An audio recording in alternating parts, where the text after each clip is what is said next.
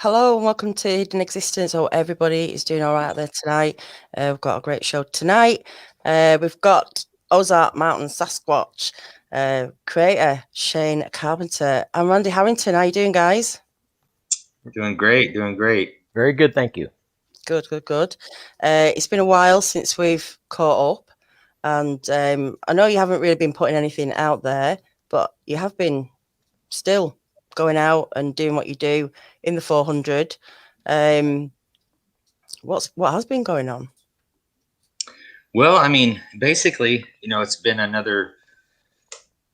we've had about 3 years of just documenting and filming and gathering all the evidence that we can, and it got to a point where it's almost excruciating to keep the schedules we were trying to keep, and also worrying about putting out footage and proof, and so we just kind of got to a point with that where we've decided that it'll come out when it comes out, and we're hoping to get to a certain point where we'll just be able to put the whole 3 years out together so people can see the process that led up to hopefully what happens this summer. We're to a point where we were doing a lot of things and looking at a lot of different theories, and trying to figure all these things out, and we got to a point where certain things were happening, and we just kind of had to tunnel vision and funnel our focus into a few particular things, and kind of let go of the rest, I guess you could say. It went from looking and studying into 50 different things to focusing on 3 because of what was happening. So we've just continued that process, and putting out YouTube videos has just not been part of that because of time constraints and whatnot. We're working men, we work our butts off too, and we stay really busy just doing that and trying to get the research done, and the research on. Go ahead. I was just saying, like, well, YouTube isn't the be all and end all of people's research, and maybe a lot of people don't realize that there's still stuff that goes on, lots of research that still gets done, and like you say, life and stuff gets in the way. But for anyone who's just like new here to the channel, just doesn't know anything about you, you've been studying one area called the 400 for, is it 6 years now?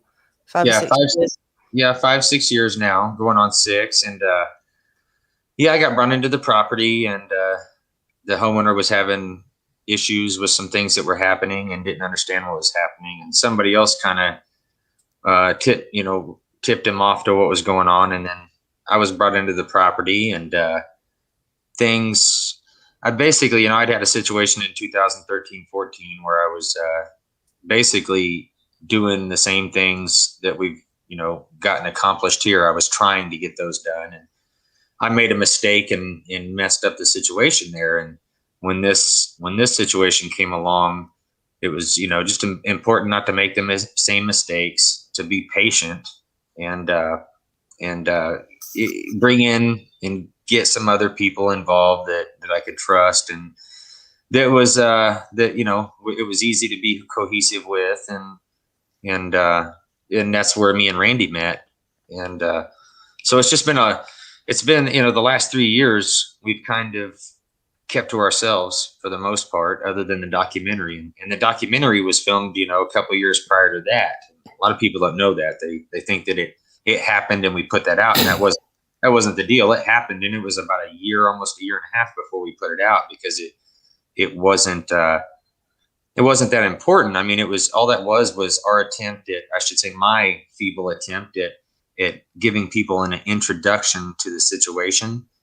And originally we'd planned on putting something out, not too long thereafter, but we were to a point where we've kind of let the situation out there dictate what's happening as far as our research and whatnot, and not being too hasty to put things out, and I think it'll be better this way in the long run.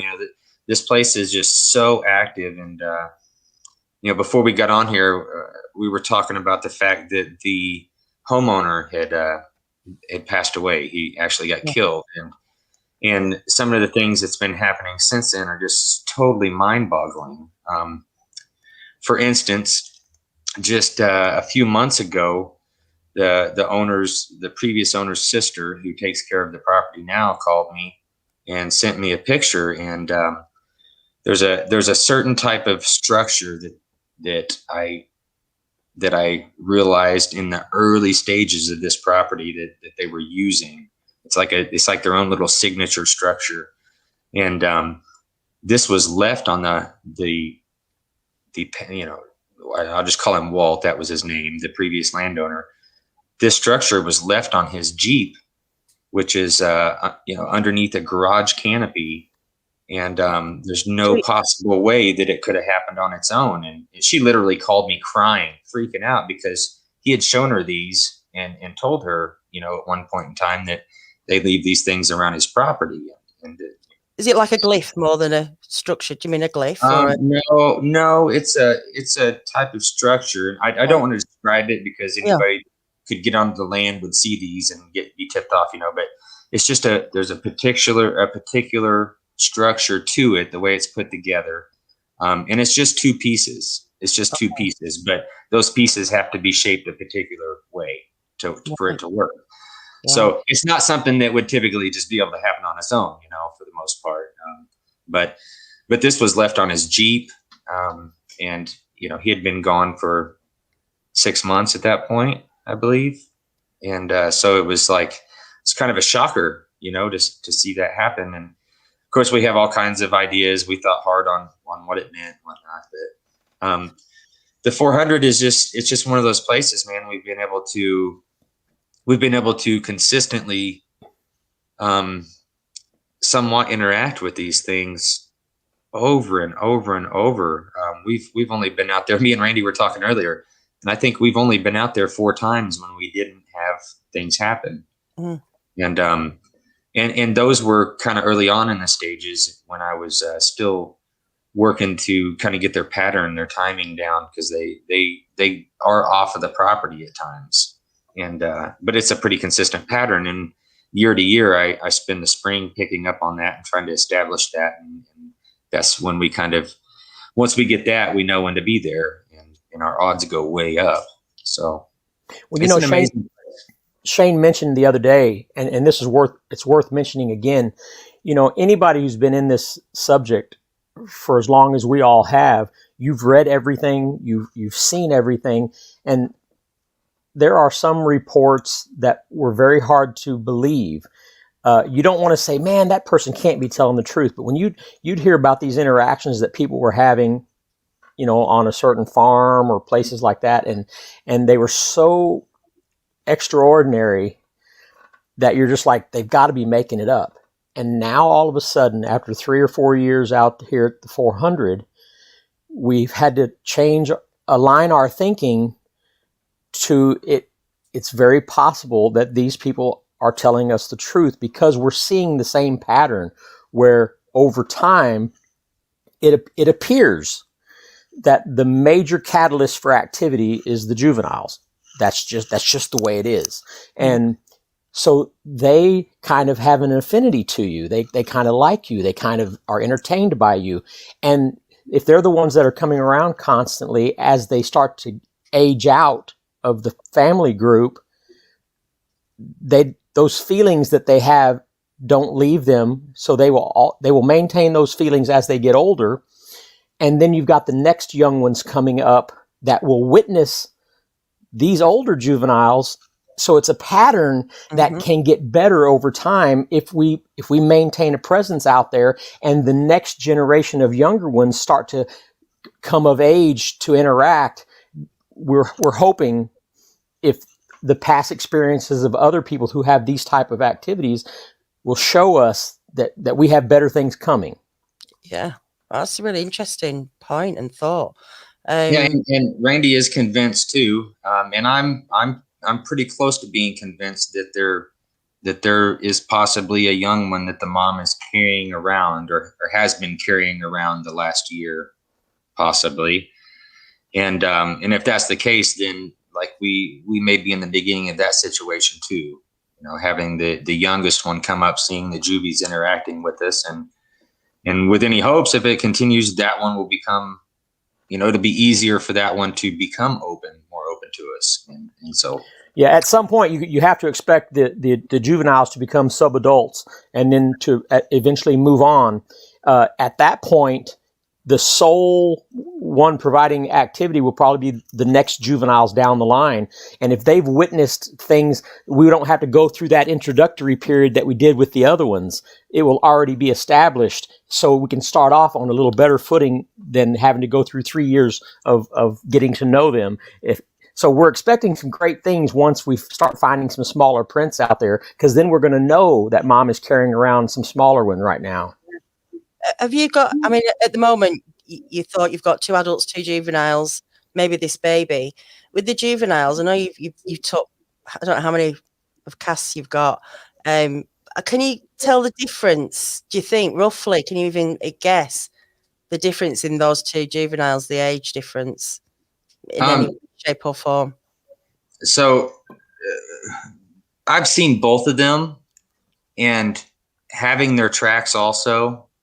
So there's a lot of things that I'm the one that's really into the tracks, and they're super interesting to me, and there's so many variables that can be at play when something leaves a track, and so it's like you're looking at a puzzle somewhat, and I really enjoy that. But what we're seeing from the tracks and from what I've seen visually from them, I would assume, and we can only assume because we don't know, their growth patterns completely and how fast they grow. But I'm led to assume that maybe they're a year apart, maybe a year and a half, but they're not too far apart, because size wise, what I think is the young female is she's maybe a foot taller, right. and as far as the tracks, the young male's tracks are staying within an inch. There's about 1 inch to 1.5 inch difference depending on, when we find the tracks. So that would be my guesstimation, would be maybe a year. And it doesn't give us any idea on gestation periods or how often they have babies or anything like that. We've gotten some clues out there that Randy's been really aware of, and he's kind of paid more attention to these clues than I have. Because of our we kind of, our brains focus on different things at times. We're bewildered by different things within the subject at times. But it's I would say a year. And this young one, if there is a baby, it's possibly, if you're looking at the youngest juvenile, it may be 3, 4, 5, 6, 7 years difference. We don't know, because we don't know the growth patterns. All we can do is kind of look at size and compare by size. That's really about it. Size of the feet, size of the head, size of the shoulders, and the height.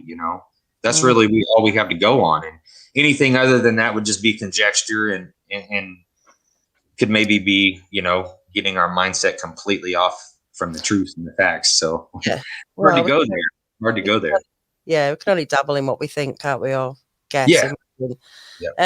Let's just go back a little bit to the original owner. I mean, I know you've been experienced stuff and interaction, but what sort of interaction were they getting before you got there? Why were you why were you notified about it?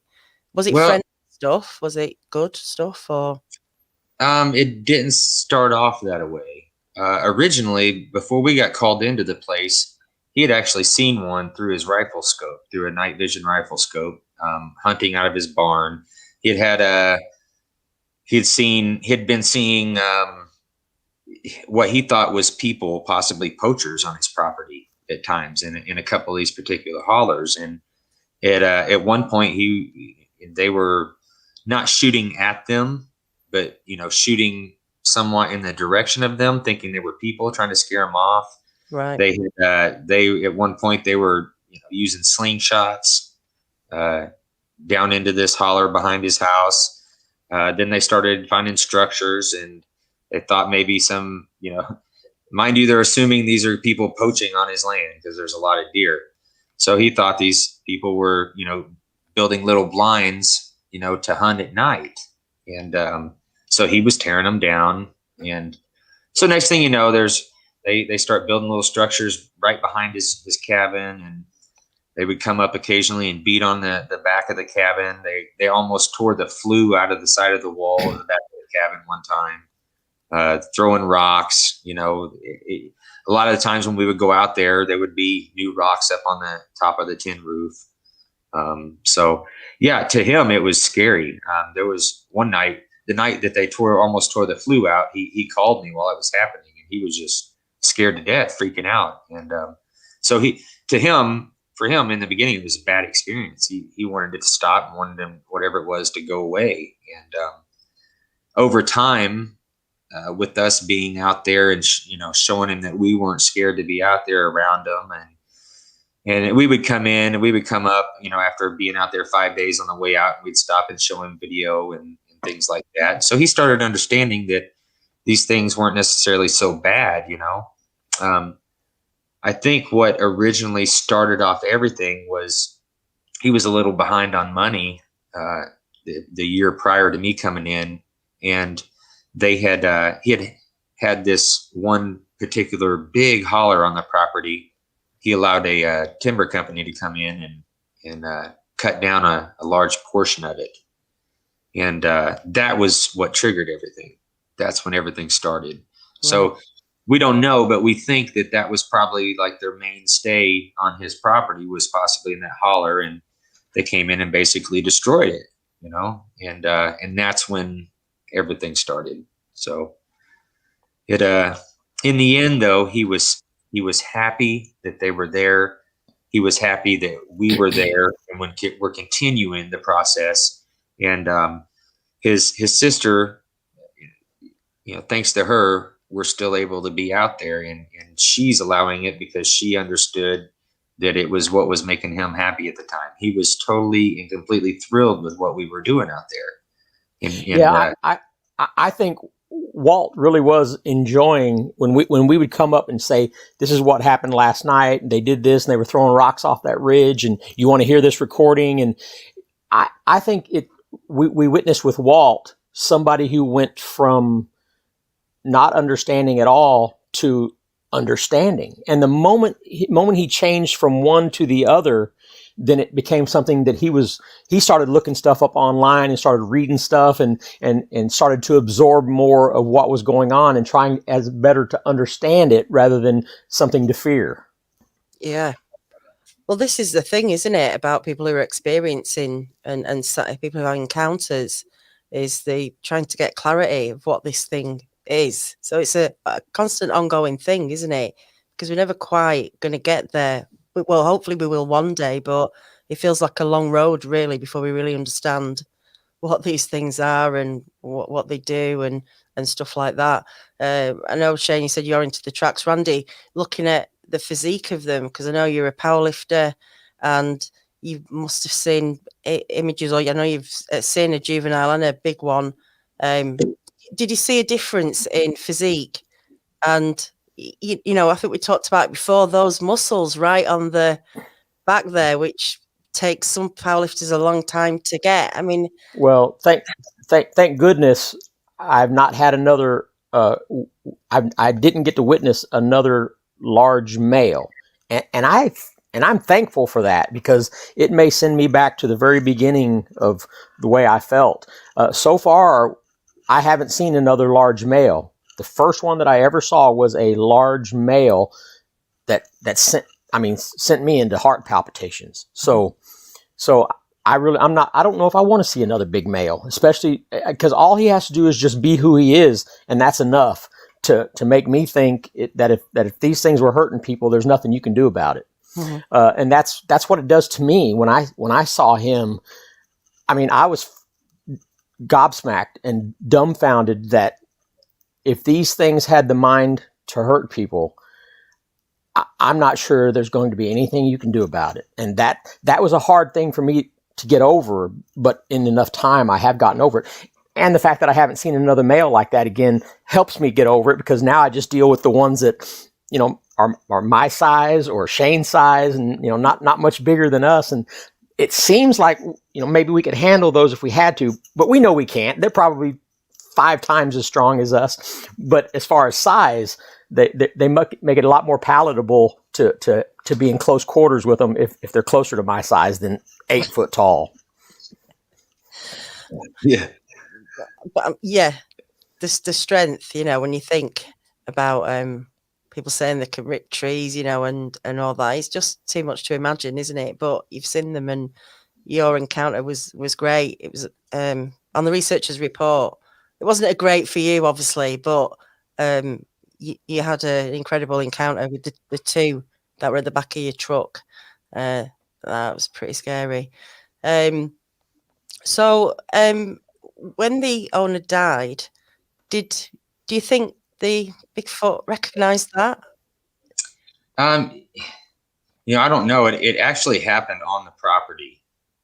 So who's to say, whether they witnessed that or not? I can't even think in those terms really. But the fact that 6 months later, it's almost of him, the fact that he's not there anymore. Well, and also the fact that he would often go down in there with that Jeep. He would work his way down that rough trail, nice and slow. He'd get out, he'd check springs, and he'd go look in the creeks. He'd look for mushrooms, all of these kind of things. So his Jeep was down there all the time. And then all of a sudden, when he passed, it was no longer on the property every day like it was before, but it was parked up under a carport just out of the wood line from where all this is going on. So there's that Jeep sitting there. It's never moved. And that's where this structure was put on the hood of this thing, or up against the hood of this thing, up under a carport. So it couldn't have fallen up under that carport. So we can speculate all day long, but it makes me tend to think that they knew the Jeep and him were attached at the hip, and now all of a sudden they don't see him, and the Jeep is sitting up there. So where's he at? I don't know. Yeah, that's what it seemed to be. It was almost as if they were acknowledging that. I don't know. It was just so strange to me, because it almost gives me the chills, just because, like, going all the way back to the beginning of this, that signature little structure is what led me to the different places where we would find them on the property.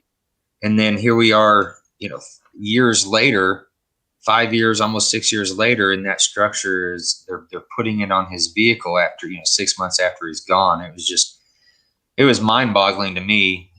And it makes it easy to start to think along the lines of that they're very, very perceptive of a person's electrical energy, because in the beginnings he was very fearful, didn't want to go down there, didn't know what he was dealing with, and then by the time towards the end of his life, he was very open to it. He was excited about it, and wasn't nearly afraid like he used to be.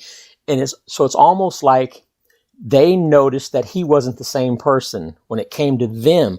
That's a weird thing for me to wrap my head around, that they seem to become a little more accepting if they know that they're there, and you're an okay person. You're not down there doing things, shoot gunshots and getting crazy and all that kind of stuff. They seem to tolerate you, but they seem to tune in to your demeanor.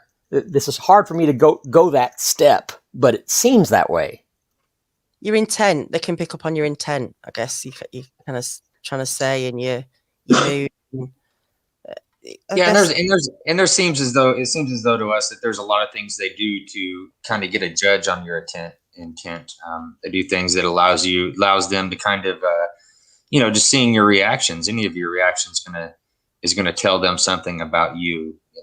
So over time, all that changed with him, and yeah, it's pretty amazing looking back on it now. At the time, like stuff like this, I didn't even really ponder on it too much, but looking back on it, yeah, it's really crazy. Some of those strings that you see being pulled on, when you take a step back months and months later, and yeah, it's as though they were an acceptance of him almost at that point too. Like they were cool with him because he was cool with them finally.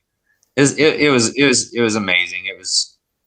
almost kind of heart-wrenching for me when his sister called and sent me the pictures and stuff. You know, it was, I had a hard time not tearing up while I was talking to her, because she was distraught but excited too, and happy, you know. Mm. And she wanted to know, she wanted confirmation from me that it was a good thing and not a bad thing, you know. And I considered it a good thing. Yeah, definitely. It's very interesting. Like you say, nothing, it couldn't have just happened, fallen there. And, you know, we hear about these things connecting with people or following them home or leaving things for them and glyphs and stuff. So who knows, you know, maybe, you know, it's quite possible they had a connection with him. Russ 16 is asking, how much do you trust them at this time? For me, I mean, we kind of have to go into where we're at and what we're doing right now. I've opened myself up to be pretty damn trustful of what's happening at this point. You know, these things coming around camp now, we don't have to go look for them on the property. We show up, set up camp, and usually within the first 2 days, they let us know they're there and they start coming in around camp at night. Last time they came in at 2:00 in the afternoon. It was the first time they've done that during the day. So like things, you know, ramped up. When I say last time, I'm specifically talking about the last time we had the group of us in together. And because that's about as far as we're talking about, you know, at this point. Everything that's from here forward, you know, we'll talk about later. But that was kind of a end of a chapter point for us, so we're leaving it there. But these things coming around camp, and Randy finds them with the thermal, and at a certain point, I'll go out and approach these things without a flashlight. Randy just leads me out, you know, on the thermal, and talks to me and he tries to put me within about 10 foot of them, and where they're located, and then we see what happens from there. You know, we started out just trying to sit with my back to them, and you know, seeing how they react. It's been a slow process. You know, every time we do this, we try to get a little further, try to get a little closer, try to, you know, go at something new. The last time this happened, I ended up where the subject had been on my way out, and for lack of a better way to explain it, this thing did some samurai chatter to me or at me, or it had a different tone than what you hear like on the Moorhead tapes and whatnot. It wasn't real high and mid end. It was a low tone, a low and mid tone. And it wasn't, you know, of course it wasn't loud. It wasn't screaming it. It was probably 10 foot away from me in this thicket. And it was as if it was communicating to me or trying. And of course, I didn't know how to take that. It was a shock when this happened. You know, the sound is coming from something I can't see, and I've heard this before, but only on tape and in video. You know, and without ever hearing it, like you don't even know if those tapes are real. And I'm not taking any credibility from those at all. I'm not saying that, but without seeing or having video of what's making those noises, you don't really know what's making them. You know, I couldn't see what was making it, but there was a subject within 10 feet of me, and it came from that direction, and of movement, and it was just crazy. It sent chills up my spine, and in the moment, just being almost in shock, I couldn't comprehend within my own mind whether this was a good thing or a bad thing. You know, I have no idea what it meant or what it may have been saying or its intentions. And, you know, Randy hollered at me and thought it may be best for me to go ahead and back out at that point, because we didn't know what was happening and didn't understand. So I backed out, and, you know, we had stuff continue throughout the time we were there, but it was the most intense thing that I've ever had happen to me by far. Just because it was something completely new. And we've caught some flack. You know, we've had people saying, well, you guys are saying all this stuff is happening, but you're not showing anybody anything, you know, and you're not taking people out to see this and experience it. Well, that's not so true. We've taken, I've taken several people out that have never talked about it, and had experiences. We took biologist Dan Nedrolo out. We had him within 100 foot of one after being on the property for an hour. Dan has mentioned it at times, but nobody's really asked him, questions that are specific about that incident. Yeah, specific questions about it to get him into that conversation, So, like, if somebody wants somebody else's opinion on what's happening out there, they can ask Dan about it, and Dan will tell them, and he knows that he is free to tell, in his perception of what happens out there and what has happened and what he's witnessed.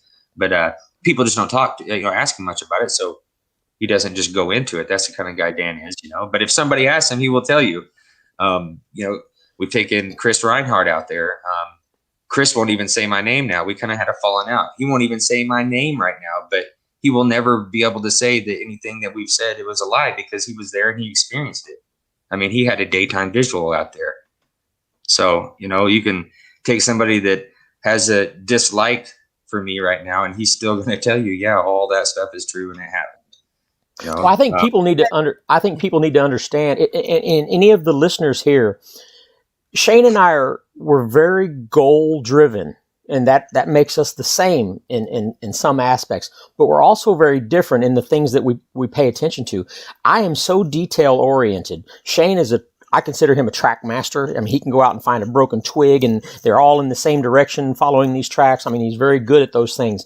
I've never been into that kind of stuff, but when it comes to the details of what's going on, nothing ever slips by me. I mean, I get it all stuck in here. So what happened like 10 years ago, I caught a juvenile on thermal video, and the way it behaved was unique to anything that I had ever seen before. And I talk about it all the time, the way he moved.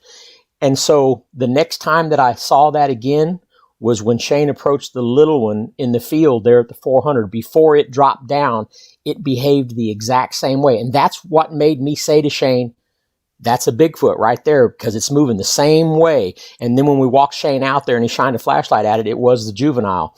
So that's the second time.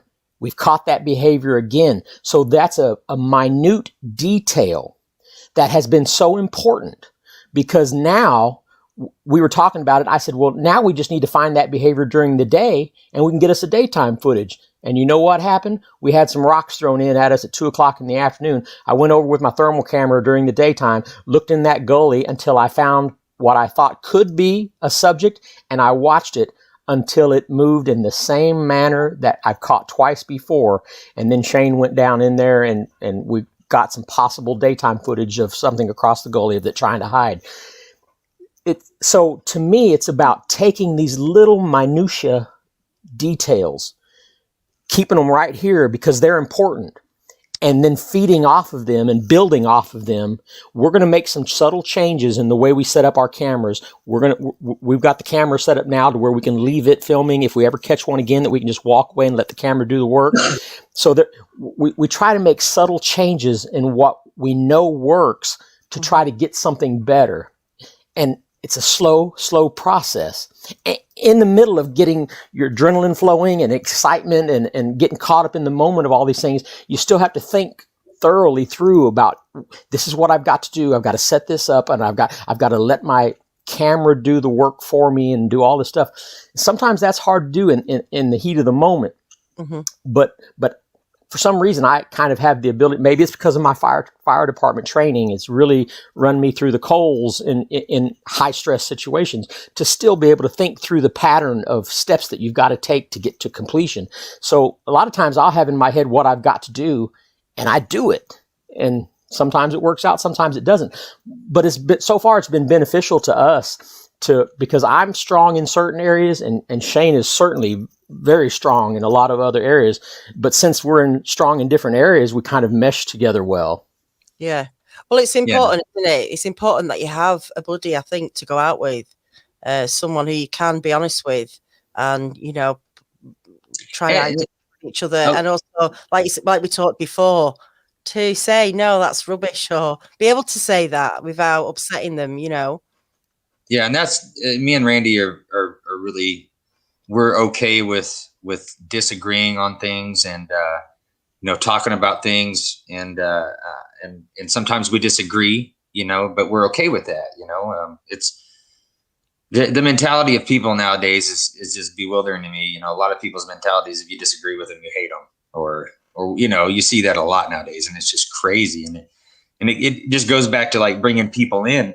When I find somebody to bring in, there's certain traits that I'm looking for within those people, because I feel like these things will interact with certain people because of those traits. And it's all personality traits. Yeah. And I look for those, and that's another reason we haven't brought a lot of people in, because you bring certain people in and nothing will happen. And I've tested this, and I've seen it over and over and over. Certain types of people will get nothing always. And like we could have something going and happening, and the wrong person could show up and it'll stop. This year you can't get them to perform. Go ahead. I'm sorry. I'm just saying you can't get them to perform, on demand anyway. There's just no way you can guarantee. Right. Happen. Who knows, But on the other side to this is you're not performing for people. You don't have to tell everybody what you're doing, and nobody's putting the time in. Those people aren't putting the time in and the effort, and you've got to go to work still, and it costs money for you to go out to do all this stuff. That's another thing people don't understand. You're not accountable to anybody but yourselves and what you're doing. But I know you're open to questions and everything like that. Oh, and absolutely. And it's a good thing maybe you're not posting on YouTube, because like I say, it's not the be all and end all. But the fact that you're not says that you don't have to. You're putting yourself out there, aren't you, to people? Yeah, and posting all the time, and you're actually serious and getting on with stuff. Someone actually hit me up about the show tonight, not too long before we came on, and they were asking, what we were going to do with the documentaries moving forward, because Amazon is doing away with documentaries, with independent documentaries, and they just asked where we were going to, be placing it, and my answer was just kind of like, I don't know yet. I'm not sure. But if things happen that we hope to happen this summer, it's all going to come out all at the same time for free, because it's not about making the money. It's about showing the world, and if we get what we hope to get to happen this summer, then we're going to be in a position where we can put out the last 3.5 years of footage all together and show people basically the beginning, from that first trip, everything after that leading up to this, how it happened, why things have happened, certain things have happened, just they'll be able to see the whole process leading up, to what we, the end all be all. And I shouldn't say the end all be all, because if a few things happen this summer, we're still going to keep moving forward, but it'll be like the end of a chapter. It's getting over that next step that we feel like we need to get over, and it'll be enough to show people that what is happening is absolutely real, and they'll be able to see the whole process. 3 years of process. Yeah. So, and as far as I'm concerned, what people think about us not putting all this stuff out right now, I could care less. I was telling you that earlier. I could care less what people think, because what they think has absolutely no play on what we're doing and how long it takes. So yeah. It was Dan Nedrello, wasn't it? Yes. Yeah. Dan Nedrello. Yes, he's a good friend. I'll get Dan on, because we've had him on the researchers report, but should get him on existing. Well, hey, I noticed that I think Christopher Noel was in the chat room, and I would just like to mention this, because at some point everything that we've got so far is going to be out, if not sooner than later. I don't know, but we caught what we believe was a Bigfoot belly crawling, but sideways, where he stayed facing us and was belly crawling on the ground while staying facing us. And it looks like Christopher Noel's woodpile video, where the Bigfoot is behind the woodpile, except without the woodpile. And it's moving to one, and it keeps reaching out with its arm and dragging itself from all the way across till it gets to deeper cover. without the woodpile obliterating its view. And so believe me, I want to share that with Christopher Noel because I think it is exactly what we're saying it is. It has the look of it, and you can see the head and the big shoulders and the arms reaching out and undulating as it's pulling itself to the side. I think it's fantastic, and I would love to share that with Christopher Noel. So at some point, maybe me and Mr. Noel will have a conversation about the similarities of these two videos. Yeah, that would be very interesting. I think Chris is in, so I'm sure you two will connect somehow, and that'll be good to look at. And that's the thing, isn't it? There is stuff out there, but not everybody wants to put stuff out all the time because of the hassle of there becomes pressure at a point, when after you start putting out videos and you get consistent, and when you slow down or stop, you have people contacting you. Hey, when are you putting out something new? Are you still doing anything? People it leads to questions and people getting a hold of you and asking those questions, and it can be a nuisance at times, and it's as simple as we're busy working and researching. We don't have time to do that stuff anymore. It's just Yeah, I mean, we're both family men. We've got families, we've got careers, and all of these things that all of these have to be balanced. So maybe in their mind they think we're Bigfooting 24/7, all the time. That is not the case at all. As a matter of fact, we pay for it out of our own pocket. We all this travel, the vehicle expenses, the wear and tear when the vehicles break down, transmissions go out, and all this stuff. So people have no idea how much money we spent personally to just chase this dream, and then we share what we can, and we'll try to put the rest together in a package that everybody's going to like even better. But you just have to be patient. I mean, it's coming, and we keep trying. So, well, that's what it is. It'll come out when it's ready to come out. And, and that's it. Like you say, no one else is paying for it, so you'll do it in your own time. Question from Cansquatch. Shane, do you have any fear when you get close to the juveniles? If so, how do you deal with it? That's a good question. I would be lying if I said yes, he did. I would be lying if I said I don't feel fear. It's a different thing for me. I'm real in tune with myself as far as things like that go. I'm really good at staying calm in crazy situations, and typically, like the adrenaline and whatnot will hit me after it's over. When I get back to the guys, that's when I get excited and the adrenaline's pumping. I've been doing things my whole life that have, taught me to control not so much my fear, because there's always fear at play in crazy situations, but I've learned to control my adrenaline over the years. I'm an ex-fighter. That's a common thing you have with fighters. As soon as they step into the ring, they have what's called an adrenaline dump, and then after one hard round, they're exhausted. So you learn to control your adrenaline. And a lot of times you can have fear with no adrenaline and you don't realize that fear, if that makes sense.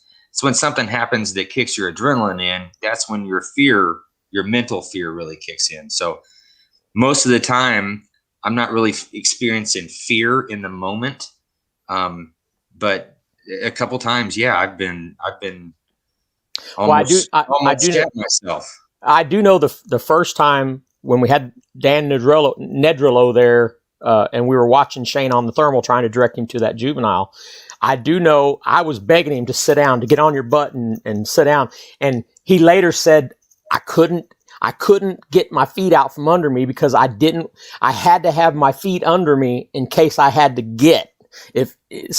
He couldn't actually plant his butt down on the ground, because that leaves you in a very vulnerable position of not being able to run if you needed to run. And so at least in that moment, I could tell, but it's kind of like firefighting. When I first got the first call when I was young at the fire department, that first call in the middle of the night, my heart was racing and the bells are dropping and you don't know what you're going to expect and your adrenaline's flowing and all that stuff.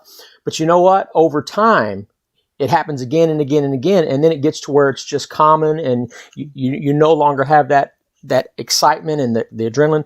So the same thing with what's going on here. the third and fourth and fifth time is not like the first time. The first time is the most dramatic and exciting and scary and all that together. But over time, you start to get used to that, and you can control it a little better. I'm sure there's going to be some things that happen that amp it back up. You know, if all of a sudden you hear a big branch break in your close proximity, because that might worry you a little bit. But it's still going to be one of those things that you can work with over time to change your behavior of how you deal with it. And that says a lot to the target species. When you're not responding in a way that excites them, then they stay calmer too. Mm-hmm. Yeah, that first time was definitely the most intense, because you don't have anything to go off of. It's, you know, you haven't done this before, and you don't know how they're going to react, and there's so many variables that you can't even begin to have an idea of which one may happen. You know, and he's right. He's 100% right what he's saying. He was asking me to sit down. That was the plan. Me and Randy had discussed this, and we had planned, you know, at some point when we have one pinned down, we're going to start doing this approach. And that particular time, it was just on the fly.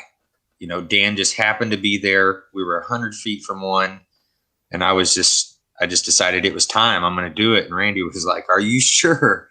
Are you sure this is the time?" You know, he was a little sketched out that we were even going to try this at that point. And I got out there, and I'm about halfway between him and Dan in the subject. And I turn around, and you know, our plan was for me to sit down with my back to it, and just let that wait out and see what would happen. And if nothing happened, I would get a little closer and sit with my back.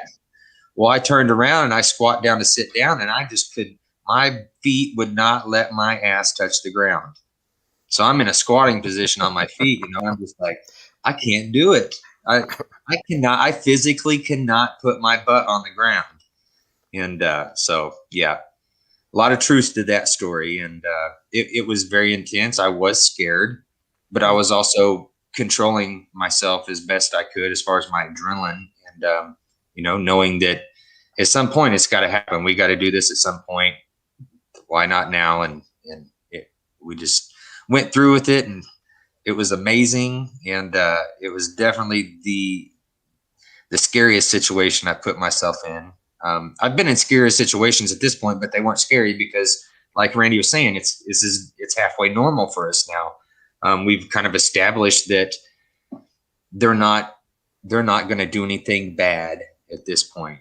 I think we've very well established that within ourselves, and that's all that matters. You know, as long as we believe that we're good, you know, until something happens, of course. So the guy who went to live with the bears.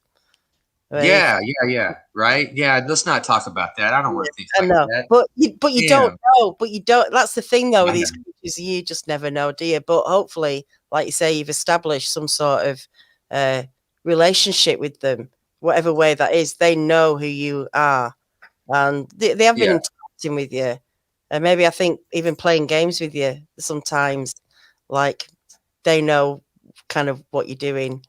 Oh, for sure. And when people see all the things that I've went through and all the different things that I've done and all the different ways I've gotten interaction, I think they'll be really surprised. And that was just before I brought Randy and other people into this. And then it goes beyond that once they got involved and once Randy got involved, you know. So it's some crazy stuff, you know. So on this approach, you know, when I go out, I don't go out shining a flashlight.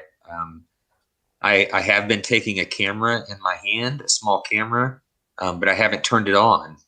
And that's purposely. We're trying to establish and get them used to that camera being in my hand and being okay with it. And at some point, the camera, I'm gonna have to turn the camera on, and we're either going to get a reaction or we're not. So that's the next kind of, you know, step that we're going to have to take. And that in itself is scary because everybody, I shouldn't say everybody, but, you know, there's a fairly good consensus out there that they can see IR light, and this is a night vision camera. it sees in color. I'm sure you've seen them. That a lot of people are talking about them now, the Cyanox cameras. Yeah. But if I'm within 10 foot and I turn that camera on and it reacts, there's not much space for me to react, if it goes bad. But I'm pretty confident that if we do get a reaction, I'm pretty confident that it's not going to necessarily be towards me physically. They may try to get out of the situation, which will scare the hell out of me. If they jump, I'm jumping. So, but that's where we're at. We're almost to that point of being face to face with them consistently. And now I just got to open up that camera and film it. And then everybody will be able to see that, and that's the first part of our goal, is for people to be able to see us interacting with these things from 10 foot away consistently. And then, then we'll put everything out up until that out. And then we're going to keep marching forward, So we never know when this is going to end. So we have to do everything we can with the time that we have to get as far as we can, because, who knows when these juvies will end up not coming back to this property with the parents, Yeah, With exactly. any luck, they would stay there and the parents would move on. That would be awesome, but it doesn't seem as though that's the way it typically goes. But our time could be, as far as we know, our time could be short. So we just have to do our due diligence and do things the way we see fit and keep moving forward until it ends. Just got a question here from Andy Gone Fishing. Based off your evidence and observations, do you feel that these beings are double jointed or have different bone structure in hands and feet? Well, just going off the tracks, they definitely have a different structure within their feet. No doubt about it. I have a fairly decent handprint. Meldrum has looked at the handprint and confirmed it is the 13th known hand casting that he knows of. In the cast itself, one of the things that you can see and that the cast shows and tells is that the thumb, so if I put my thumb up, pointed directly out from me, knuckles up, our thumb knuckle points back at us. Their thumb knuckle points straight up. So their thumb is rotated over this way, if that makes sense. Okay. And another thing that it shows is this muscle right here is not present. This muscle is not there. I shouldn't say it's not there, but it's not as large as ours. Okay. And actually, and I didn't know this, Meldrum explained this to me, that in the medical field, there are people who were born with their thumb positioned a little differently, and that because of that positioning and some tendon problems, that muscle goes away, and they actually call that 8-hand, which is kind of amazing. But so yeah, there's definitely a different structure within the feet and the hands, no doubt about it. And I would also say that there's obviously a structure difference within their hips because of the inline stride that they have at times. It's hard for us to walk that way, and they seem to walk that on a tightrope easily at times. So that would mean that their hips definitely have to be a little different, a lot different. I would think. Do you think that helps? You hear people say they walk on all fours. Do you think that's a reason? Very, very well could be. Very well could be. But we also don't know when they're all fours if they're on their knuckles or their palms. So it's hard to fathom where how much difference it would make with the thumb being rotated like that. It does seem as though it would make it harder for them to throw rocks, especially with the accuracy that they seem to have. But you say that, and then you go to a zoo and you watch a gorilla chunk a piece of turd at the person and hit them in the forehead. You know what I mean?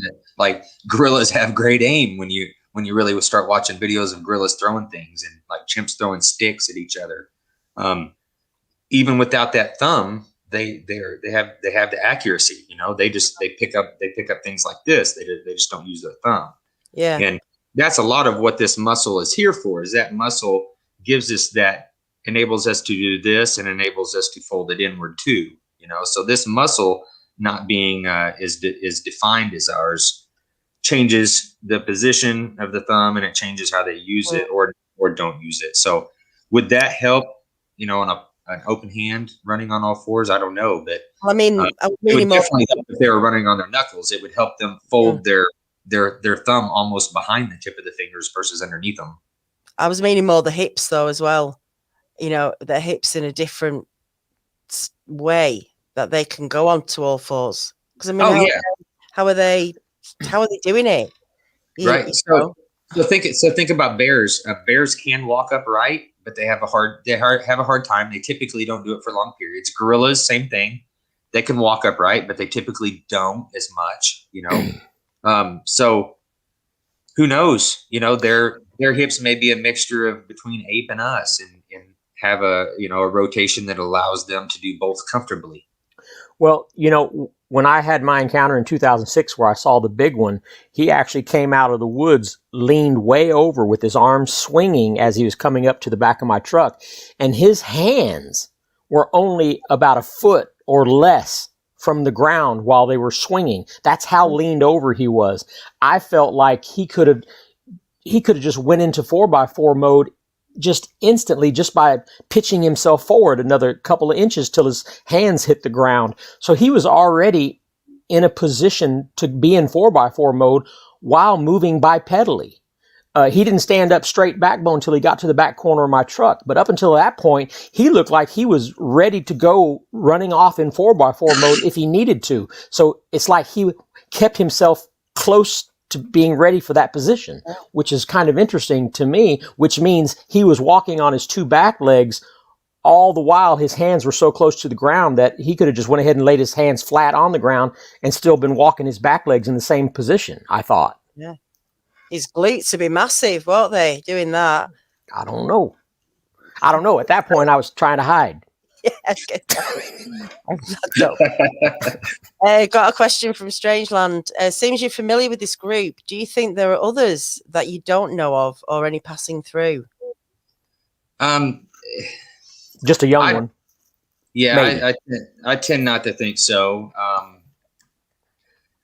To me, in our situation, it seems as these things are territorial. A lot of people talk about them migrating and whatnot, and I think the migration has to do with the location. Up in the northwest, the prey tend to move up and down out of the mountains depending on the season. The game are following the food sources, and so anything that's hunting the game is going to follow the game that are following the food sources. So here, it doesn't seem that's the case, because typically they're on a 2 to 1 week period. So they'll be there for 2 weeks and then they'll be gone for a week. It's as if they're making a big circle. So that would tell me that they have a territory, and most likely they're treading around the outside. I shouldn't say the outside, but they're treading around that outer perimeter, and that's very common in the animal kingdom. The males will travel the perimeter of their area, making sure that others aren't coming in. Yeah, we've certainly talked about it. Shane and I, we sat in chairs out there around the campfire. We've talked about specific things, and sometimes we have to speculate because we don't have enough information.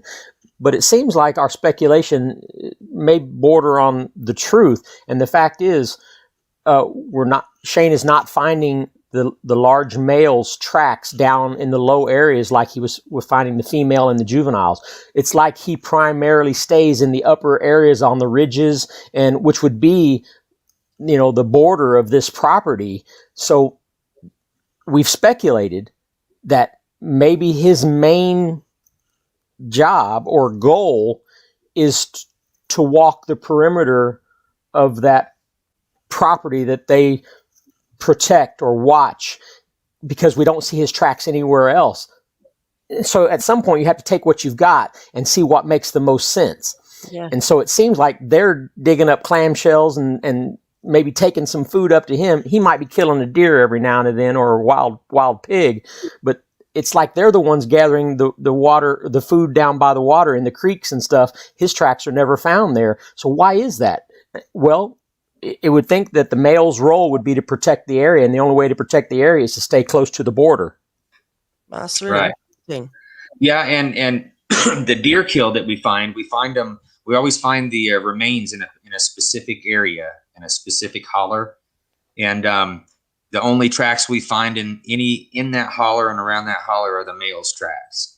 So that tends to point towards the fact that what's Randy is saying is true, is that he goes out and does the hunting, and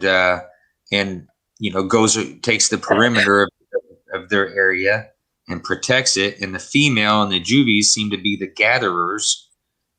They hang together, and we find their tracks together all the time. And they're typically, it seems as though they're out, like you said, gathering mussels and clams and berries, stuff like that. There's fruit trees on the property, and there's all kinds of food on the property. So yeah, that's I'm inclined to think the same exact thing, man. They have jobs within their unit, it seems as though. Hey, in the line of what we were just talking about, going into all fours, I see that Raptor Crazy just asked a question. Can I answer that question? Yeah. Yes. Can you throw that question up? We can. How come Patty didn't go on all fours when she was trying to get away from the Patterson-Gimlin? That doesn't make sense. Well, I'll tell you what does make sense. If you've read into the Patterson-Gimlin story, they brought trackers out there the next day and documented where her tracks went. And when she went around the bend in that creek, the tracks got further apart, which means she strolled until she got out of sight. And then from that moment on, she took off running. That's like a woman walking down the street thinking that she's being followed by somebody, and she just casually walks around the corner. But as soon as she gets out of sight and around the corner, she takes off running to lose whoever's following her. That's what those tracks would suggest to me. That means she walked slowly on purpose with her pendulous breast. That tells me there was a young one around there somewhere, probably up on the hillside. She was like a bird acts with a broken wing, so that your attention is on her and not her youngsters or her baby birds. So Patty was giving you all of the behaviors of what you would expect from a mother that has a young one close by, and she wanted to make sure that you kept her eyes on her until she got out of sight, and then she ran, and the tracks showed that she went up the hill, and probably where she gathered her young one or young ones. And they said it looked like she sat on a log and watched them corralling their horse and stuff for a while too. So the details of what happened after the Patty encounter has much more information to it than what you saw on the film. As with everything, we get snippets of stuff and try to think we know everything, or just based on what someone says, that's how it should be all the time. And that's what a lot of people need to do, is go back into the history of things, the information of what's out there, because there's a lot more to things than just thinking because something suggested this way and you didn't see it that way can't be true, or I don't know. But yeah, there's a lot more information there, like you say. What have we seen? A few minutes of a clip, and that's it, that the average person hasn't seen or knows most of what went on there. But we have come. Are you going, Shane? No, it's not. Just a minute. I got to plug my computer in. All right. Okay. No worries. Well, I know, just talking about the Patty film, when I first saw that years ago, when I first delved into this subject, there's so many things that we all see, and we're all at different levels of understanding of this creature at some point. But back when I was first gathering all this information, there's things that didn't make sense to me also.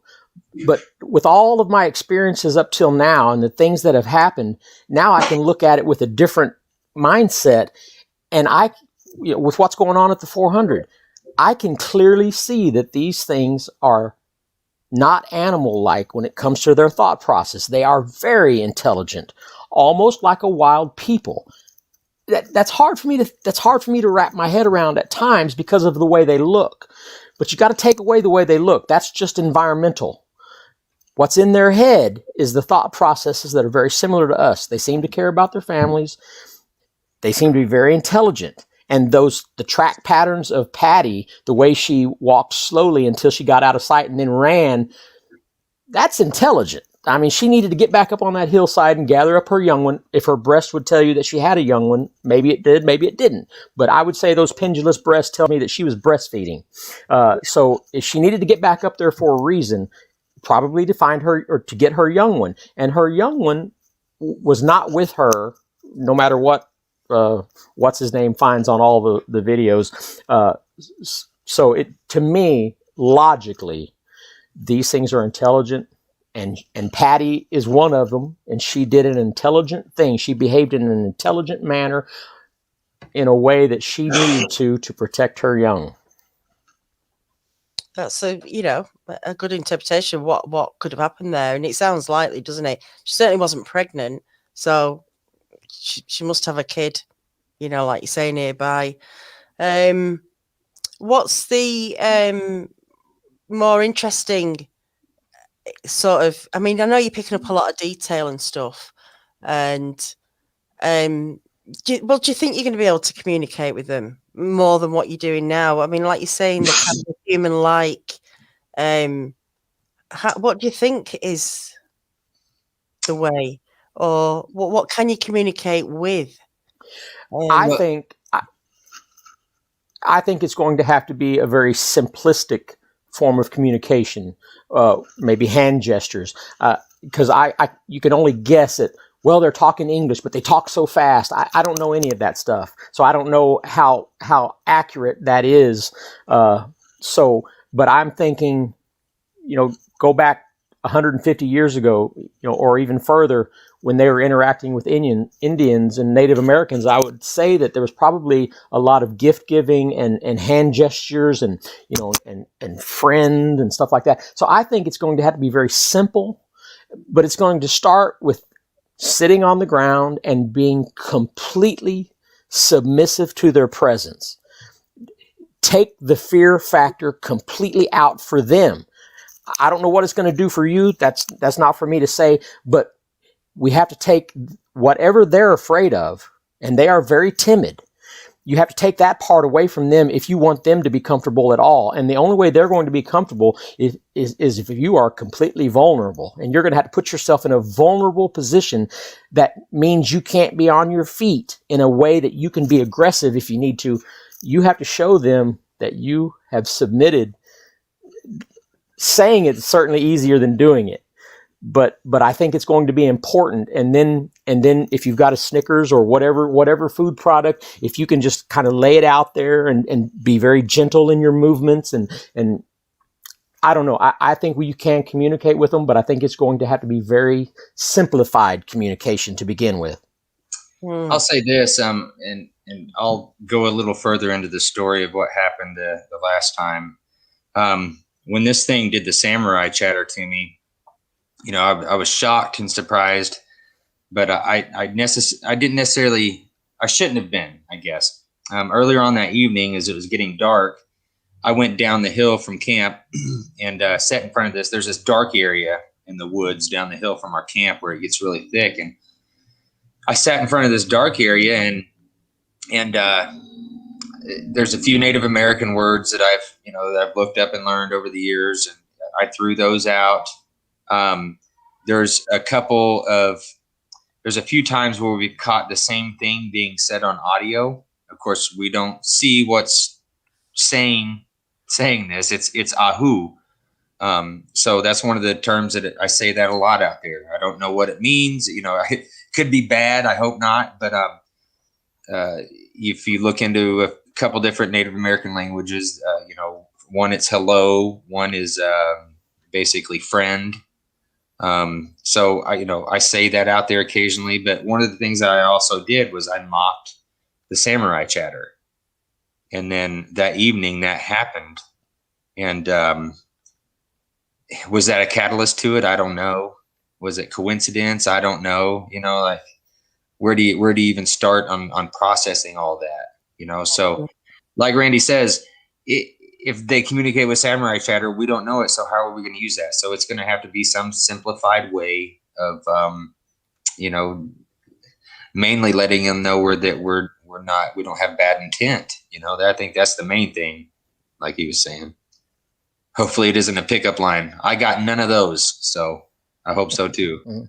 But I mean, actually, did you not have one that was a fan of yours, a bit attracted to you? Was have I got the right person? Did I you don't not have know. a Sasquatch take a shine to you or something? Oh, that's just a running joke within the things that we've done. When this isn't the first time that I've got a situation like this started. So the running joke has been, because it's the young female that typically comes in and interacts first. The guys used to say that, you know, she was attracted to me and that I was going to get snatched up by a female juvie, you know, and so it was a joke. It was a running joke in the group. Not happened yet, anyway. Hey, Daniela, do you think I could answer Mariamne Guthrie's question? Yeah, sure. Talking about intelligent. Yeah, guys, if you put your questions in caps, please, and then I can see them. Intelligent, but no use of tools like objects or sharpened stones, etc., etc.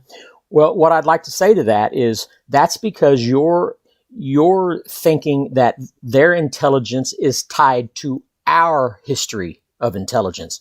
Our history of intelligence from caveman till now involved fire making and stone carving and all that stuff. The two do not have to mesh. Their physical capabilities doesn't need any of that. To go snatch a deer as quick as they are and as powerful as they are. And also when it comes to stone throwing, your only experience with stone throwing seems to come back with the exact same canned response when it comes to Bigfoot's throwing stone. And that response is, they must want you out of there. They're trying to scare you out of there. They're being aggressive. I've never bought into that. Never bought into that. But that's your first response as a normal person, because your only experience with rock throwing is an aggressive thing. They don't do it that way. They do it as a form of communication, just like a tree knock and other nonverbal communications. They are brilliant in nonverbal communications. To them, communicating with each other in these ways, they don't know that we can't communicate. So when they're lobbing pebbles around, until we find out what that means, it's not aggressive. Or they would throw a 50-pound boulder and crush your tent or vehicle from the center in, make it clear that you need to get on down the road. But they don't do that. They just dink and dunk little bitty rocks. So you just kind of need to wipe the slate with whatever you've got in your head is what makes them intelligent compared to what made us intelligent as we evolved is different. And you know, and that's why you saying they're not intelligent if they don't use tools and stuff like that. To me, that doesn't make any sense. Look at wildlife.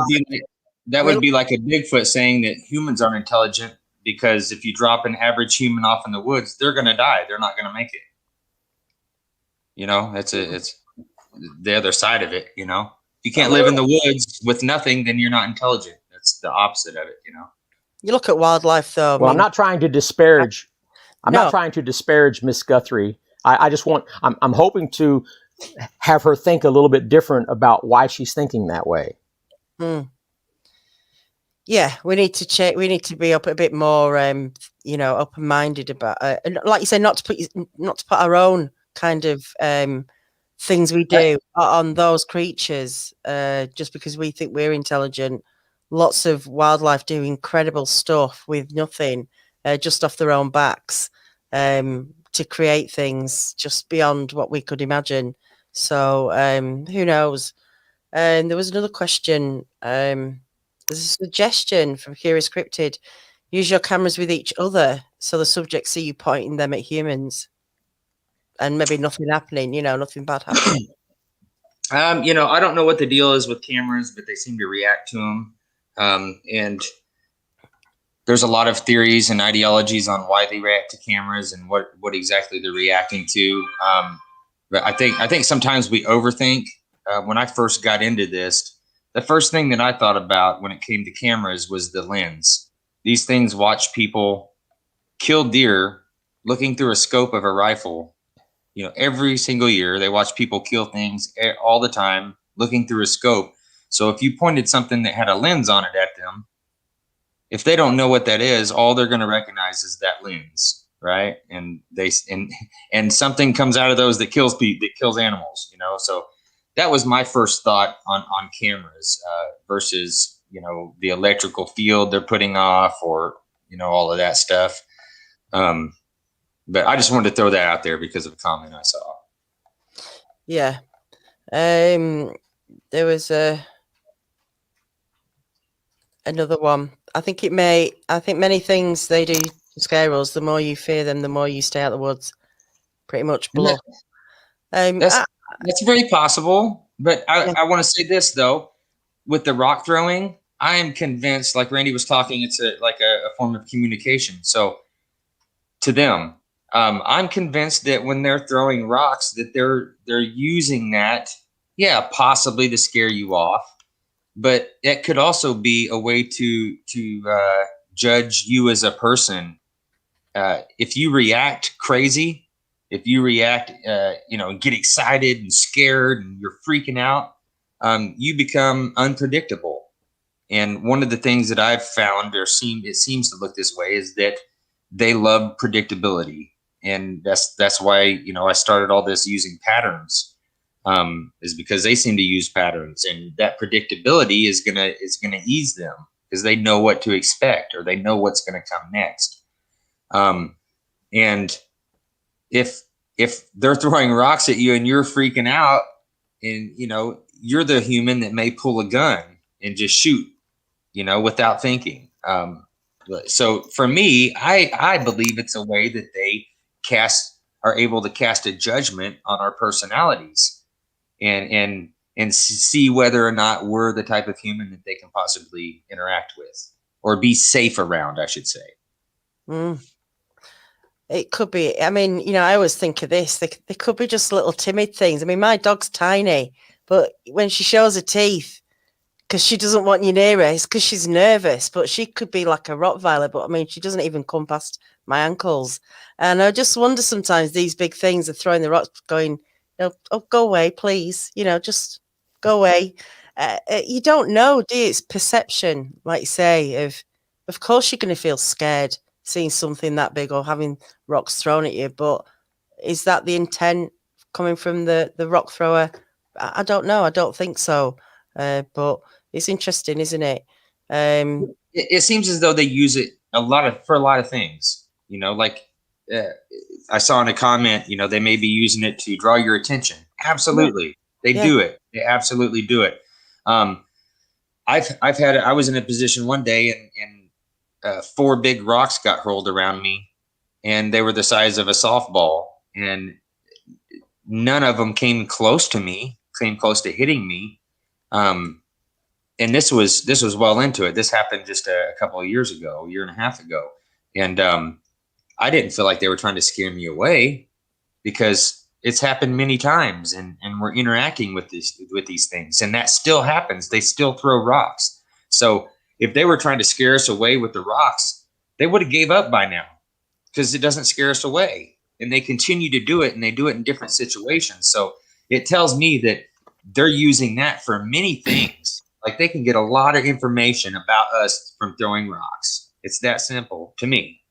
Yeah, and Shane and I, we've talked about this pretty extensively, especially there was a couple of nights where we had rocks thrown at us all night long up on this place called Crawler Hill. And so we sat around and we talked about it quite a bit. And of course, this is just us making speculations. But to me, it's a logical explanation. They're throwing rocks all night long.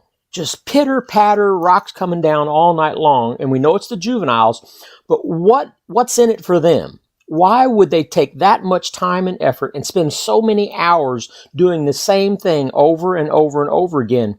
Well, to me, it's a simple logic. And that is, I don't think they understand that we sleep in different patterns than they do.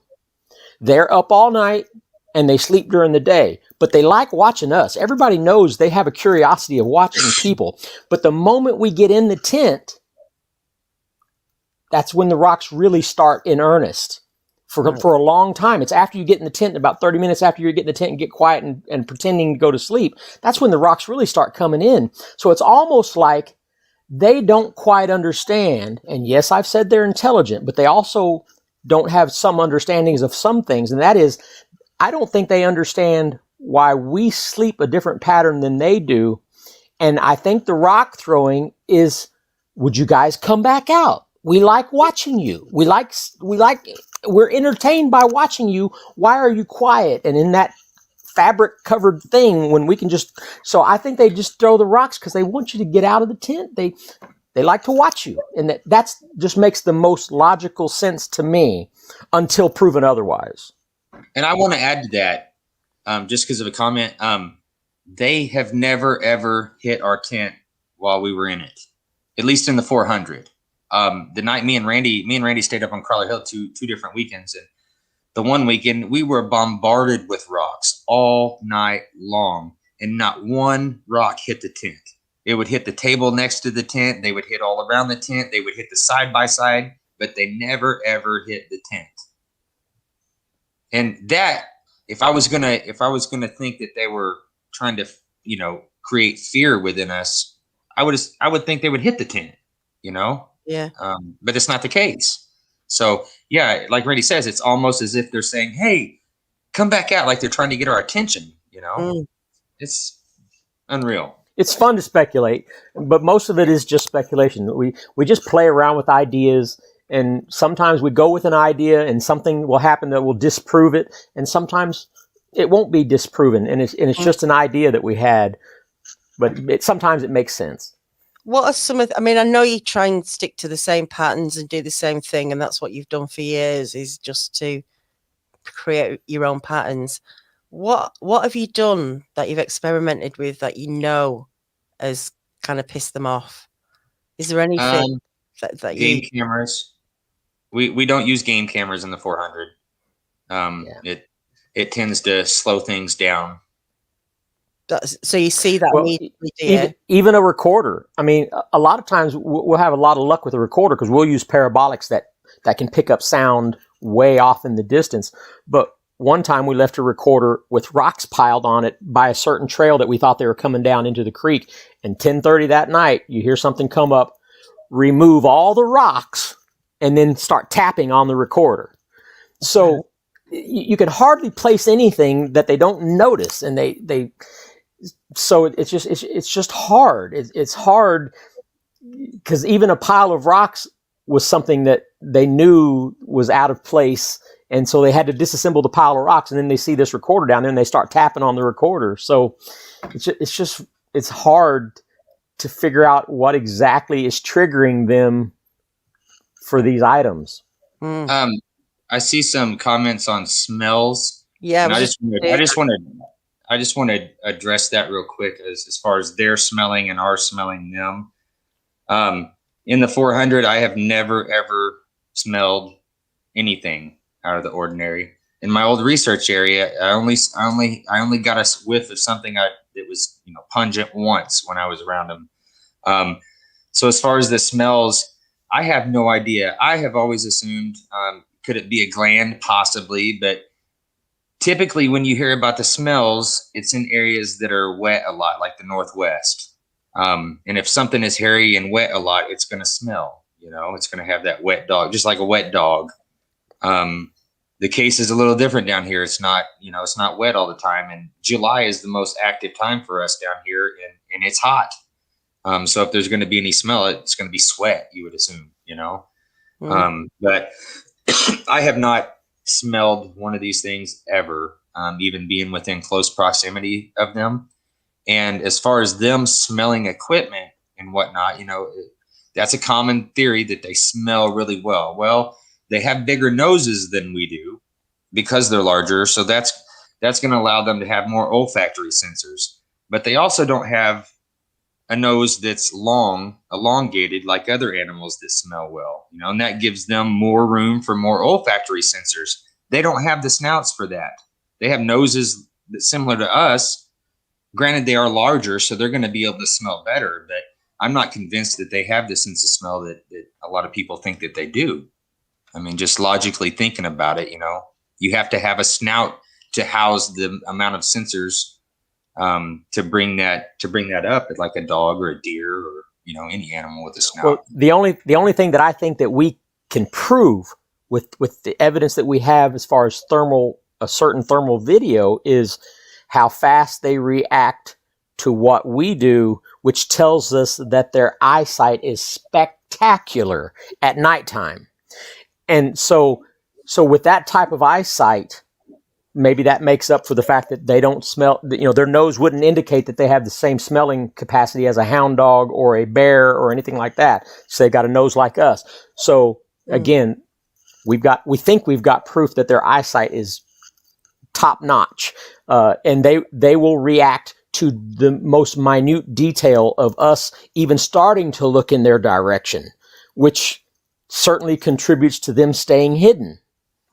Yeah, and just in case there's people on here who don't understand why he's saying what he's saying, when we catch these things on thermal, we turn our backs to them and watch them on a screen. We hover around a screen with our backs to them, and that allows us to, one of us will turn and face them, and we'll be able to watch the reaction. When we turn our backs, the reaction is different. They are reacting to what we're doing, whether we're facing them or not, from 75 yards away in pitch dark. And it also tells us that they're not sure if we can see them or not, or they wouldn't be reacting that way. So they possibly think that we can see as well as they do. That's interesting, isn't it? Have you had anything there that they've taken? I don't mean like you've been gifting. Have they just taken stuff? A half of a handy wipe. Half of a handy wipe. Some monster coffees. We had some monster coffees disappear. And they were in, we know they were in camp, and we didn't realize the monsters were disappearing until the next day. Till after we heard a recording of an ice chest being closed. While we were gone. Yeah. They came into camp while we were gone, and Randy left a recorder going, and Randy's like, he notices, like he said that he notices the small details. Well, on his tables, if you move anything, he notices it, right? Everything's in its perfect spot. So, we were able to know that we had something on the recorder because Randy noticed those little things, those minute differences on his table. And then we hear a cooler lid being slammed shut just before we, 10 minutes before we pull back into camp. And it turns out they'd taken a few monster coffees. They absconded with our iced coffee. But I've had other things taken. Back when I had a gifting spot, or I call them bait stations, because that's what I'm doing. I'm trying to bait them in to get tracks and whatnot and interact. It's bait. The word bait, or the term bait station, kind of has a bad mojo on it. Because when you bait something, you're trying to kill it. And that's not the case. That's not what I mean when I say it. It's just a more honest term that I feel like I'm using in bait station. Yeah. But I've had them take things and bring them back, a month later, and lots of food taken and things left for me, bones and whatnot. But a lot of the people on this show here may not have seen any of the shows that we've talked about before. But when it comes to one time we came back to camp, we did a lot of night hikes where midnight, 1 o'clock in the morning, we'd go to somewhere else on the property and hike, trying to draw attention to ourselves, and then we'd come back to camp. Well, this particular time we come back to camp, and I have a canopy with a L-shaped, 2 tables put together in an L shape right next to my tent, where I have all my camping supplies and my cooking stove and my box full of food and my water jug and my handy wipes, and all of these things have their place. And I got a coffee maker. I mean, it's more like glamping, but I had a box that had the plastic silverware and I had it sitting straight up to where all I had to do was just pull the silverware out, the spoons and stuff. Well, we came back to camp and I'm just looking at the table and I see that box was laying on its side. That's what Shane was talking about when I said something touched that box. That should not be laying on its side. I've never let that lay on its side, and I've got OCD. So I was like, no, that is not right. That something laid that box over. And so that's when we said, well, you know what? We need to start leaving a recorder. So we started leaving a recorder there. And the next time we went out in the middle of the night, we come back. And this time I specifically am looking down the table to see if I can see anything out of place. And the handy wipes, the little wet naps that I have on top of my big orange 5-gallon water jug at the very end of the table was not on top of it, but it was down on the table. And I said, that should be on top of the water jug. I said, something moved that down. So we went over and we looked at it, and you could see one of the wet naps was pulled about halfway out, and there were dirty smudge marks on it, like something pulled it out and left dirty finger marks on it. So we immediately started listening to the recording of what happened, and you can hear something systematically go down every item on that table, digging through the box. You could hear when it gets to the food box, there was the pans you could hear clank together as it was digging through the box. Never pulled out any of the food, no coffee, no food, no butter, no. The food was not an attractant to these things when they're just curious. And so it gets all the way down to the table, and you can hear the crinkling of the package where it's messing with the wet naps. That if they set up on the ridge and watch us, they will see that I pull those wet naps out, wipe my hands all the time. So here they are going down the table, messing with stuff. And that's, I believe, the recording that had the ice chest lid close. Yep. And then you hear footsteps running up the hill. And it was really only minutes before you could hear our Polaris Ranger coming down the trail. So they were attuned to us coming back. And then they shut the ice chest lid, and you could hear them running up the ridge beside our campsite. That's when we started looking at what were they doing in the ice chest, and well, hey, why are we missing so many iced coffees and all that stuff? So it was a very fun and interesting to hear the pattern behavior of each thing being examined on the table, all the way down to the very end when it moved the wet nap and tugged one of them. I think it just moved the wet nap by picking the wet nap, and then it started to fall and started to come out, and then it just let it go on down to the table. But that's really what the evidence would say to me. But it's very subtle. The things they do is so subtle that if you weren't paying attention to the very details of what was on that table, you would have never have known they were there.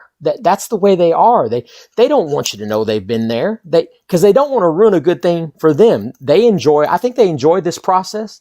So they're very curious. And so they try to leave everything the way it was. They don't want you to put everything up and go home. They like what they're doing with us, I think. And so we keep giving it to them, and it's working out in our favor. Yeah, it's definitely an interesting process. Just got another question here for Sandy D. Have you ever seen them throw anything on flare? Yes. Randy has. I have not. Randy has in the 400, actually. I've actually was down by the Little River in Oklahoma with my wife, sleeping in her Ford Explorer in a place where we'd had activity before. And she and I just stopped there one night. And this was the first time. Up to that point, I'd always used my thermal sticking up out of the vehicle so I could look around. But I'd never had any luck with it at that point. So this was the first time I took the thermal and I went into the woods and I put it up on a tree watching our vehicle that we slept in. Right. Our vehicle got hit with rocks that night, and it woke my wife up. She was kind of traumatized by it because it spooked her pretty bad. As a matter of fact, before she would get to sleep, I had to go into town, which was Broken Bow, Oklahoma, and find a liquor store to get her some wine coolers. That's the only way she could even get to sleep, because she is not an outdoorsy person. She did not like the idea of a Bigfoot being in the woods around us. But the vehicle got hit with rocks. And so we get home, and I said, is there any way you can watch through this 10 hours of thermal videos? It was around 2:00 in the morning that the rock hit the vehicle. Can you find that for me? And so she did. And you can see this rock come flying out of the woods and glance off the hood of the car. And when I saw where it hit the hood of the car, I went out in the driveway and I started looking at the hood, and I found where the rock had hit the hood. And then there was another rock thrown from the same location that went over the top of the car and hit the tree on the passenger side and dropped to the ground. Those were the only two rocks thrown. And they were both caught on thermal camera. The rocks appeared to be white, which means they were holding heat from something that held them and threw it, who was on the other side of the camera in the woods. So, man, I came close that night to catching something if it had just moved in range of the camera, but I caught that the things were being thrown. And that was an exciting thing for me to actually have a rock thrown on thermal video that I could see. Yeah, definitely. Yeah. We had one that we caught on Crawler Hill, and we didn't necessarily see the rock, but it made the motion of throwing something. Randy and Chris actually watched that happen the first time they came out to the 400, if I'm correct. Wasn't that the first time? That was after we caught the first thermal down in the field, when we went back to collect the foot tracks, the casted, was it that same night that we hiked up to Crawler Hill, or was it the next night? I think it was the next night. But it was the next night when we were up there that we caught that. Yeah, it was. I thought it was there was a fourth person with us at the time, and he was kind of a little crazy in the way he would act. He wouldn't stay close to us. He'd walk ahead of us, and he'd do things kind of irritated me a little bit. And so when I initially saw this figure on the ridge above us, I thought it was this fellow that was with us, and I called his name, and I said, "Dude, where are you at?" And Chris was looking over my shoulder because we saw what I thought was this guy up throwing a rock, and I was going to be pissed because I was like, one thing you don't do is you don't throw rocks because we don't want to misinterpret you throwing a rock as being a Bigfoot throwing a rock. So I was going to yell at him a little bit, but he was over here on my other shoulder in the dark, and he goes, "Well, I'm right here." And I was like, holy crap, we're seeing something on this ridge above us that looked like it threw a rock. And me and Chris both saw it.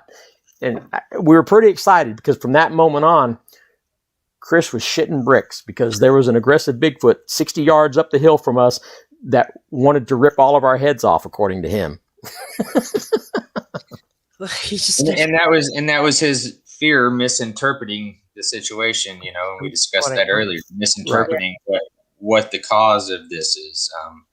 I saw a comment I wanted to address real quick. It was a Strangeland. Any rocks thrown? Did they have a shape or any blue color to them? I was going to ask you. Well, you did an experiment with painting rocks, didn't you? Not painting rocks. Colored rocks. I've never seen any commonality in the rocks that are thrown. What you're thinking of is when we were on Crawler Hill and we had the rocks thrown all night. The second night, that happened all the first night. So the next day I went around the top of this mountain and found where they came in above us from the opposite side. So I gathered up, what was it? 60 rocks, I think that night or that day. Yeah. We gathered them up and we put a little mark with a Sharpie on each of them. And I went up there where they had been the night before, and I placed these piles of rocks kind of strategically where the tracks were leading to, where they were throwing the rocks from. And that night it happened again, and we found one of our rocks in camp, and it was one of them that had hit the side by side.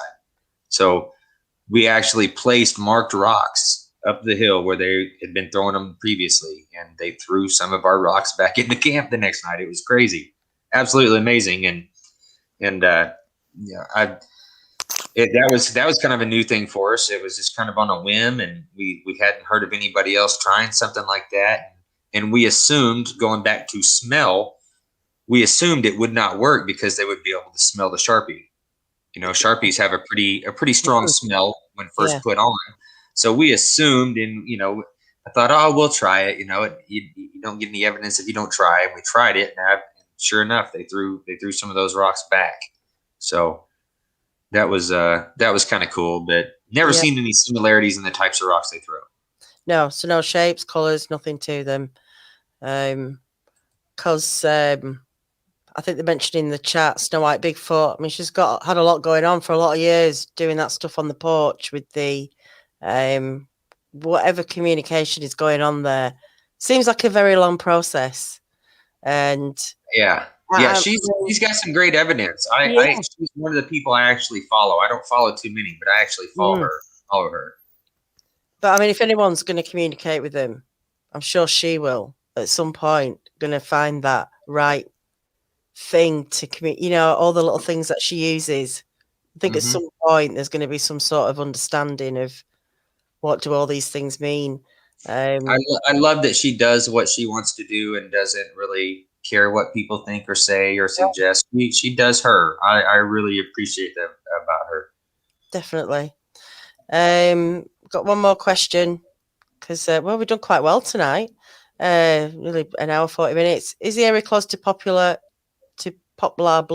Bluff?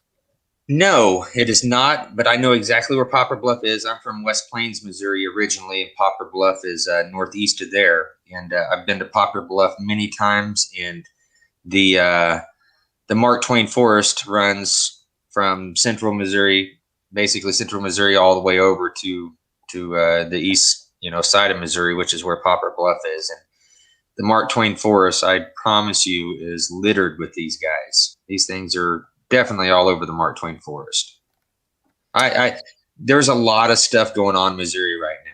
A ton of stuff going on in Missouri. There's a lot of researchers that most people, don't know who they are, that are doing good stuff right now. And I expect at the end of this year that people are going to be shocked at some of the things coming out of Missouri, some of the evidence coming out of Missouri, if all goes well.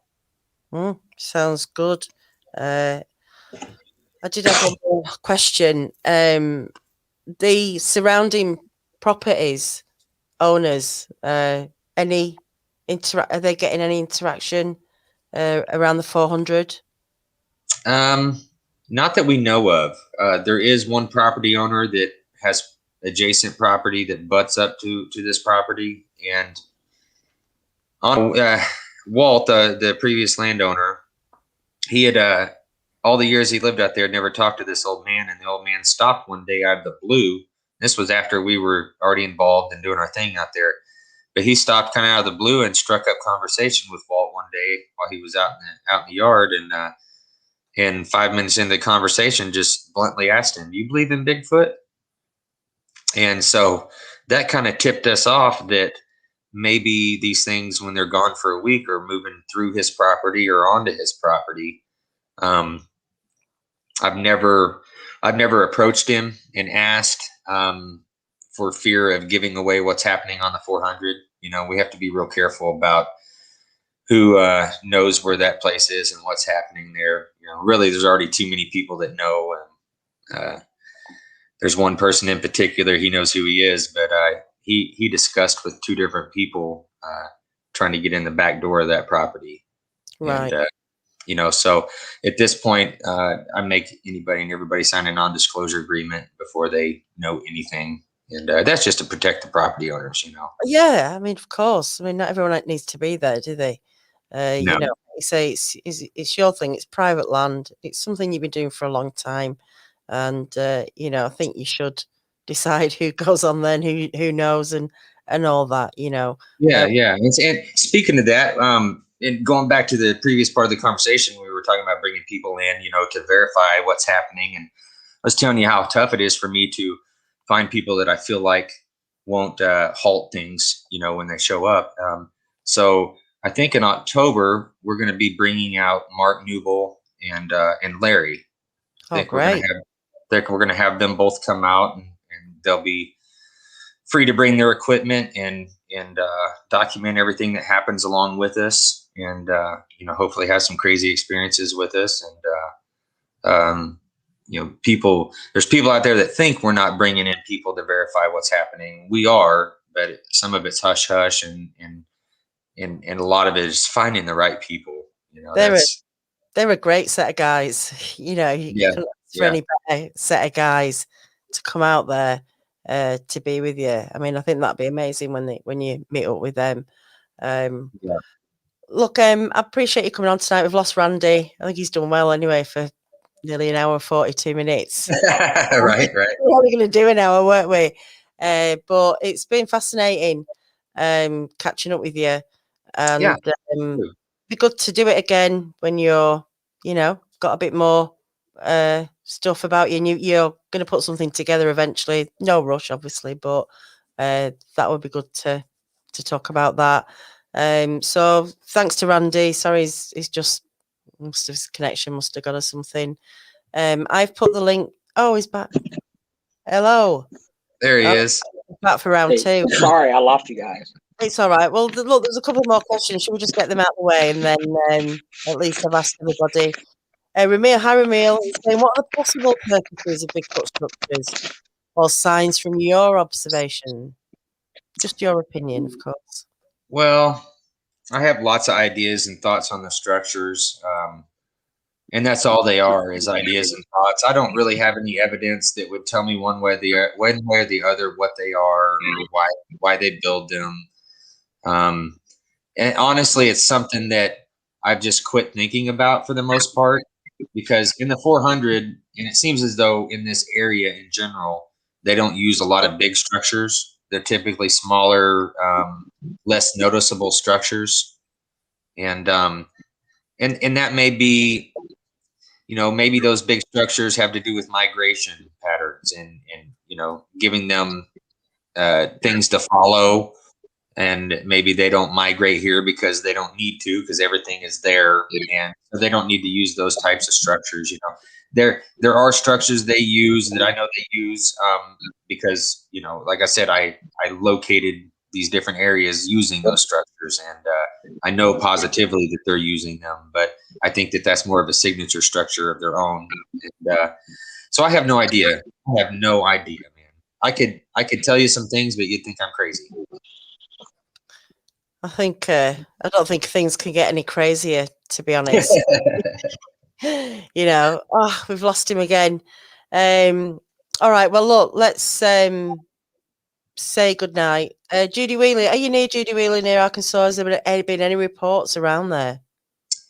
Yeah, there's lots of reports from northeast Arkansas. The reports that I get, because I'm in southwest Missouri, typically come from the northwest area of Arkansas. So yeah, just go look. You can get off. I hate to say it, but you can get on the BFRO website and probably find some. Literally, just Google, Northeast Arkansas Bigfoot, and you'll probably find some researchers in your area, and you'll probably find a lot of sightings.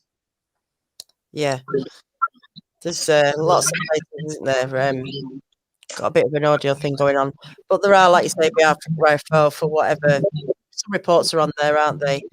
Yeah, tons. All right, well, guys, thank you for coming on tonight. Sorry about your connection, Randy, at the end there, but you did well. You've done good. Guys, I'll catch up with you tomorrow on Anything Goes. And hang on a second, let me just mute Randy, because I think we're getting a bit of feedback off Randy's thing.